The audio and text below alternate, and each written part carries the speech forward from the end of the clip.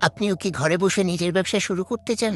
তাহলে আজকের ভিডিওটা আপনার জন্যই। আজকে কথা বলবো রেজিনের তৈরি গয়না নিয়ে। তার জন্য প্রথমেই লাগবে ইউভি রেজিন, যেটা মোটামুটি সব জায়গাতেই পাওয়া যায়। তারপর লাগবে ইউভি এলইডি ল্যাম্প, এটার মাধ্যমে খুব তাড়াতাড়ি ইউভি রেজিন শুকিয়ে যায়। লাগবে একটা লাইটার, আর গয়না বানানোর বিভিন্ন বেজ, যেগুলো আপনারা বিভিন্ন অনলাইন পেজে পাবেন বা নিউ মার্কেটেও অ্যাভেলেবেল আছে।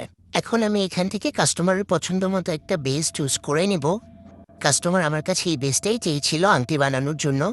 বেসটা চুজ করে আমি শুরু করব আংটি বানানোর কাজ। প্রথমে আপনাকে আংটিকে একটি সমান জায়গায় রেখে নিতে হবে, কারণ সমান জায়গায় না থাকলে ইউভিটা বাঁকাতেরা হয়ে যাবে। সেক্ষেত্রে আংটির ফিনিশিংটা খুবই বাজে আসবে দেখতে। তো ফিনিশিংটা ঠিক রাখার জন্য আপনাকে একটি সমান জায়গায় রেখে নিতে হবে। ইউভি রেজিন খুব কম পরিমাণে লাগে, তাই প্রথমেই 2-3 ফোঁটা ইউভি রেজিন আপনাকে বেজে দিয়ে নিতে হবে। এরপর সেটা সমানভাবে পুরো আংটির বেসটার মধ্যে আপনাকে ছড়িয়ে নিতে হবে। আস্তে আস্তে একটা স্টিকের মাধ্যমে আপনি পুরো আংটির বেজের মধ্যে রেজিনটা ছড়িয়ে নেবেন। খুব আস্তে আস্তে করতে হবে, বেশি জোরে করলে এখানেও বাবল ক্রিয়েট হবে। এবার কাস্টমারের দেওয়া ফুলটাকে কুচিয়ে নেওয়ার পালা।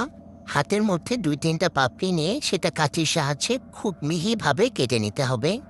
মনে রাখবেন, আংটি বা ব্রেসলেটের বেসগুলো খুব ছোট হয়, সেটার ক্ষেত্রে আপনারা বড় পাপড়ি ব্যবহার করতে পারবেন না। বড় পাপড়ি ব্যবহার করলে জিনিসটা দেখতে সুন্দর লাগবে না এবং উঁচু হয়ে থাকবে। এবার একটা কাঠির সাহায্যে ফুলগুলোকে সমানভাবে বসিয়ে নিতে হবে, তারপর এলইডি ল্যাম্প দিয়ে দিতে হবে। পরের অংশটুকু শিখে নিতে আজই সাবস্ক্রাইব করুন আমার চ্যানেলটি। টাটা।